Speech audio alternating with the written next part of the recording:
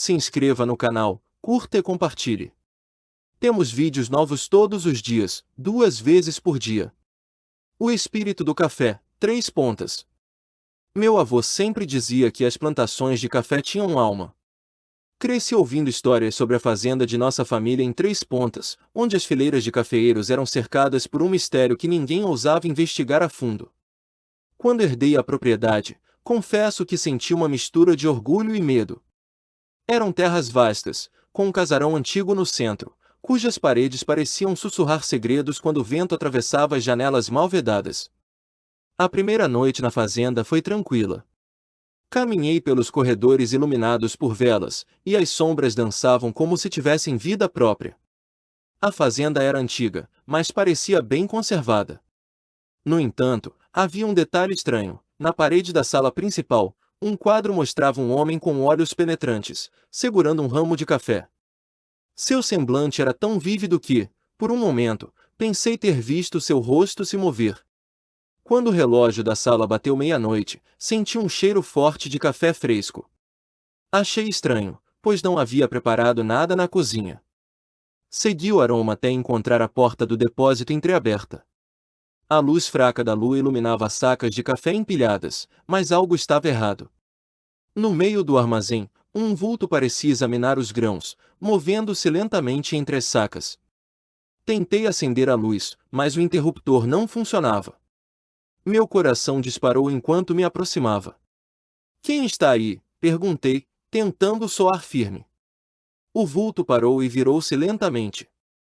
Na penumbra, vi olhos brilhantes e um sorriso perturbador. Antes que eu pudesse reagir, o vulto desapareceu no ar, como se nunca tivesse estado ali. Na manhã seguinte, compartilhei o ocorrido com Dona Marli, a antiga caseira da fazenda. Ela baixou o olhar e começou a rezar. "O senhor viu o espírito do café", disse ela, sua voz trêmula. Segundo a lenda, o homem no quadro era o fundador da fazenda, que morreu defendendo suas terras. Desde então, seu espírito ronda as plantações e o armazém, protegendo o café que ele tanto amava. Fiquei cético, mas ao mesmo tempo intrigado. Havia algo naquela história que parecia verdadeiro, algo que me puxava para um passado que eu desconhecia. Resolvi investigar mais sobre meu ancestral e o legado da fazenda. Dizem que o café guarda memórias, e talvez fosse verdade. Cada saca no armazém parecia contar uma história que eu não entendia, mas queria desvendar.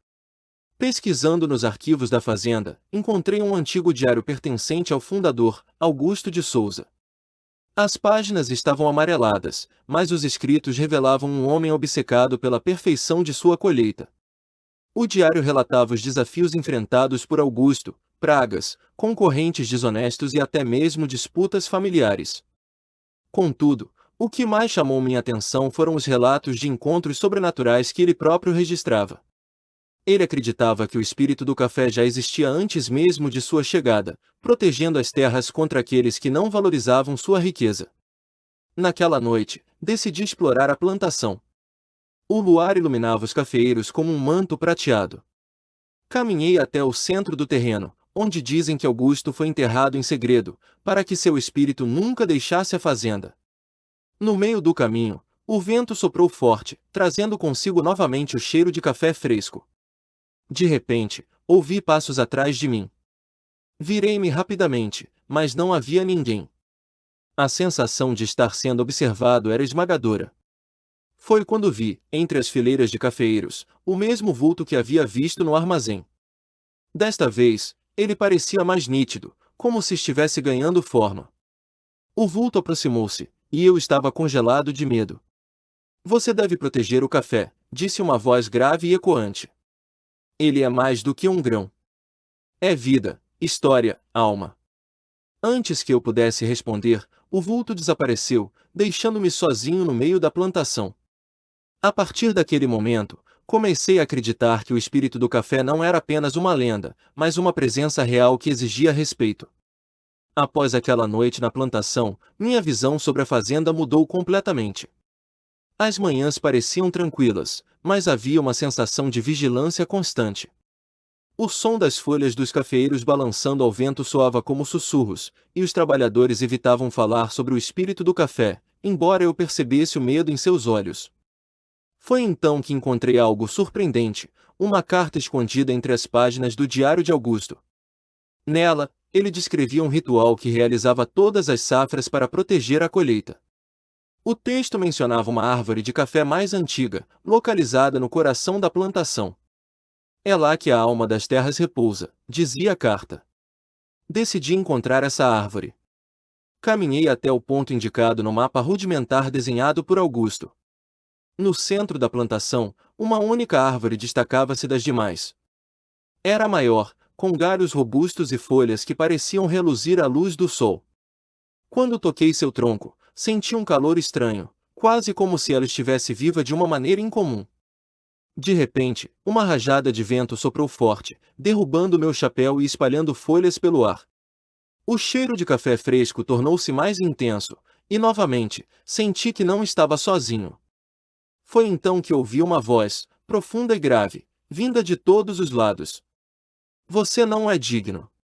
Aterrorizado, olhei ao redor e vi o vulto formando-se novamente, desta vez com mais nitidez. Ele parecia um homem, mas havia algo etéreo em sua presença. Ele estendeu a mão e, num movimento brusco, apontou para mim. Prove que pode cuidar do que é meu. Em seguida, desapareceu, deixando-me com a sensação de que algo grande estava por vir. Naquela noite, sonhei com Augusto e a plantação. No sonho, ele estava cercado por chamas, mas segurava firmemente um ramo de café.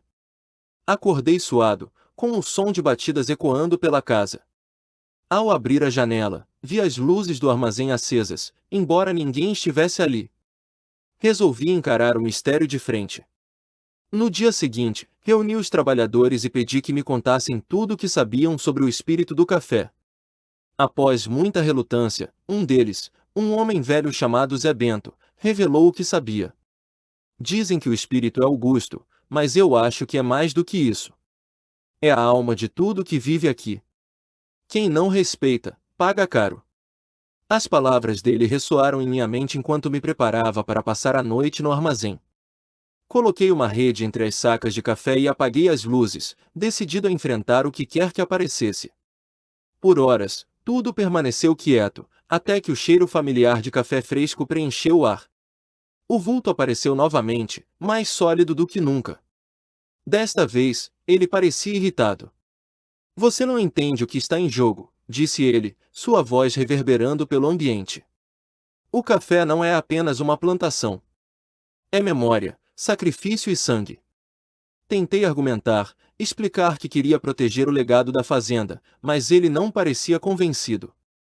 Prove sua lealdade, ordenou ele, apontando para o diário de Augusto, que inexplicavelmente estava sobre uma das sacas.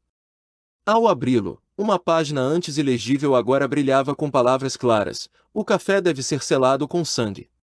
Na manhã seguinte, encontrei-me diante da árvore antiga com um misto de medo e determinação.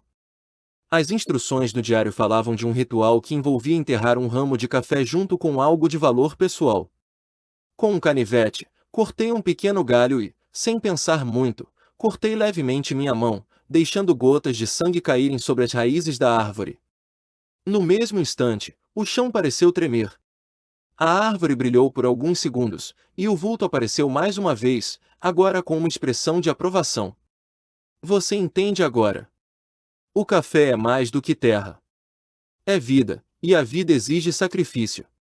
Ele desapareceu, e pela primeira vez desde minha chegada, senti paz. A fazenda prosperou nos anos seguintes, mas nunca me esqueci do que aconteceu. Toda safra, realizo o mesmo ritual, garantindo que o espírito do café continue protegendo as terras. Hoje, ao caminhar pelas plantações, sinto que Augusto e sua alma ainda estão ali, observando-os, zelando por aquilo que construíram. E assim, o café de Três Pontas continua sendo mais especial, não apenas pelo sabor, mas pela história que carrega em cada grão.